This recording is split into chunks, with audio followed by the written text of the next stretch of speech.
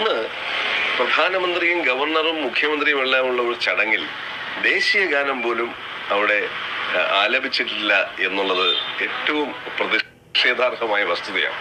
പരിപാടി ആരംഭിക്കുകയും സമാപിക്കുകയും ചെയ്യുമ്പോൾ ഒരു ദേശീയ ഗാനം നമ്മളെല്ലാം പ്രതീക്ഷിക്കുന്നതാണ്. ആ ദേശീയ ഗാനം ആ ചടങ്ങിൽ ഉണ്ടായില്ല.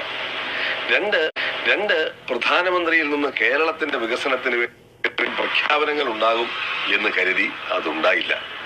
പ്രധാനമന്ത്രി പ്രസംഗത്തിൽ 2-3 തവണ രാഷ്ട്രീയമായിട്ടുള്ള അഭിപ്രായ പ്രകടനങ്ങൾ ഉണ്ടായി.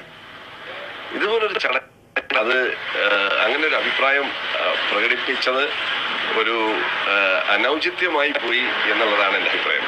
മുഖ്യമന്ത്രിയുടെ പ്രസംഗത്തിലും മുഖ്യമന്ത്രിയും ഇതൊരു രാഷ്ട്രീയ നേട്ടം ആയി, തങ്ങളുടെ രാഷ്ട്രീയ നേട്ടമായി മാറ്റാനുള്ള ശ്രമമാണ് അദ്ദേഹം നടത്തിയിട്ടുള്ളത്. അദ്ദേഹം ഈ കരാർ ഒപ്പിട്ടതിന്റെ 2015 ഒരു കരാർ ഉണ്ടായി, എവിടെ നിന്നോ ഉണ്ടായി എന്ന് പറഞ്ഞു പോകുന്നതല്ലാതെ ആ കരാർ ഉണ്ടാകാൻ കാരണം മനുഷ്യച്ചങ്ങലയും സമരവുമാണ് എന്ന് പറയുന്നു. ഒരു സമരത്തെ തിരിഞ്ഞു നോക്കാത്ത ഒരു മുഖ്യമന്ത്രിയാണ്. ഇവിടെ ഫെബ്രുവരി മാസം 10-ാം തീയതി മുതൽ ആശാ വർക്കർമാർ സമരം ചെയ്തിട്ട് എന്ത് നേടി? ഇവരെന്താണ് നേടിക്കൊടുത്തിട്ടുള്ളത്? എന്ത് ചർച്ച നടത്തി? അതുപോലെ തന്നെ വനിതാ rank holders, CPO rank holders ഉപ്പുകല്ലിൽ നിന്ന് സമരം ചെയ്തു. അപ്പൊ ഈ സമരം കൊണ്ടാണ് ഇത് നേടിയെന്ന് പറഞ്ഞാൽ ഈ മുഖ്യമന്ത്രി ഈ സമരങ്ങളിലൊന്നും കാണുന്നില്ലേ, കേൾക്കുന്നില്ല? എല്ലാവർക്കും നമസ്കാരം.